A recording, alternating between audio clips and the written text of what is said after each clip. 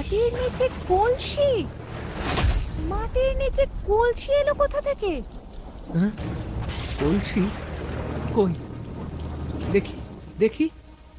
হ্যাঁ গো, এই কলসিটা এলো কোথা থেকে? বাবা বাবা বলেছিল এই বাড়িতে লক্ষ্মীর ভান্ডার আছে। তবে কি এইটাই সেইটা? বলছো কি? হ্যাঁ গো, খুলবে বলছো? যদি কোনো বিপদ হয়? বিপদের আর কি বাকি আছে গিন্নি? এমনও তো হতে পারে যে এই কলসি আমাদের সমস্ত বিপদ কাটিয়ে দিল। না, যা হবার হবে, এই কলসি আমি খুলবই।